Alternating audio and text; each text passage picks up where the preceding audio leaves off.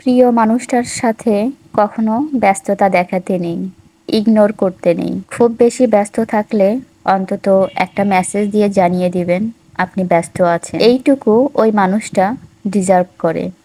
আপনি ইগনোর করে ফোন কেটে দিলেন কিংবা মেসেজ করলেন না, তার খোঁজ খবর নিলেন না, তার কেয়ার করলেন না, তখন সেই মানুষটা ভীষণ কষ্ট পায়। মানুষটা সারাদিন একটা কল কিংবা একটা মেসেজের অপেক্ষায় থাকে। এটা বুঝতে শিখুন। প্রিয় মানুষ অবহেলায়, গুরুত্বহীনতায়, অযত্নে খুব কষ্ট পায়। ভিতর থেকে ভেঙে চুরমার হয়ে গেলেও বুঝতে দেয় না। প্রিয় মানুষের না বলা কথা বুঝতে শিখুন। প্রিয় মানুষকে সময় দিন। প্রিয় মানুষ হারিয়ে গেলে ফিরে পাওয়া যায়, কিন্তু মনের ভিতর অতৃপ্তি, অবহেলায়, কষ্টে জর্জরিত থাকলে মনের সম্মান ফিরে পাওয়া যায় না। ভালোবাসা হারালে আর ফিরে আসে না। শুধু ভালোবাসি বললেই ভালোবাসা হয় না। ভালোবাসার মানে বুঝতে শিখুন। ভালোবাসা কি বুঝতে শিখুন। হাজার ব্যস্ততার মাঝে প্রিয় মানুষকে সময় দিন।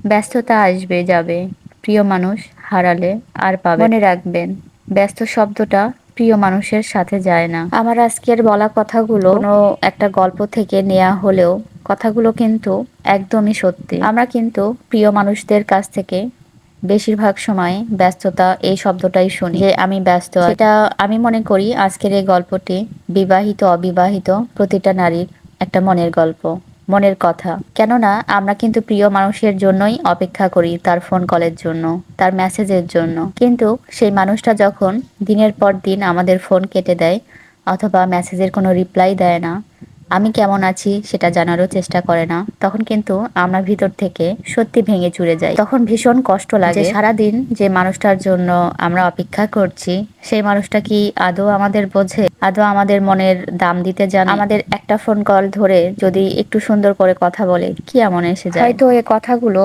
কোনো বিবাহিত পুরুষেরও হতে পারে, কিন্তু আমার মনে হয় এটা বেশিরভাগ মেয়ের ক্ষেত্রেই হয়ে থাকে। কেননা স্বামীরা যেহেতু চাকরি করে, বাইরে থাকে, তো তারাই কিন্তু ওয়াইফকে এই ব্যস্ততা দেখায় যে আমি ব্যস্ত আছি, আমি অফিসে আছি, আমি কাজ করছি, মিটিং করছি। তারাই কিন্তু এই ব্যস্ততা, এই ওয়ার্ডটা সবসময় বেশি ব্যবহার করে থাকে এই অজুহাতে যে সে তার ওয়াইফকে অথবা ভালোবাসার মানুষকে ইগনোর করার একটা সুযোগ পায়, যে আমি তো ব্যস্ত ছিলাম। তো এই একটা অজুহাত, এই অজুহাতটা 100-র মধ্যে 90 ভাগ মানুষই দিয়ে থাকে তার ভালোবাসার মানুষ। তা আমি বলবো এমনটা করবেন না। আমাদের জীবন কিন্তু অনেক ছোট। এই ছোট্ট জীবনে আমরা খুব বেশি যে প্রত্যাশা করি তেমনটাও নয়, কিন্তু মনের যে ছোট ছোট স্বপ্ন, যে ছোট ছোট ইচ্ছাগুলো, এগুলো কিন্তু আপনাদের কথার মাধ্যমেও সেগুলো অনেকটা পূরণ হয়ে যায়। অনেক কষ্ট থাকলেও আপনাদের শুধু একটা সুন্দর কথার জন্য করে আমাদের মনটা কিন্তু অনেক ভালো হয়ে যায়।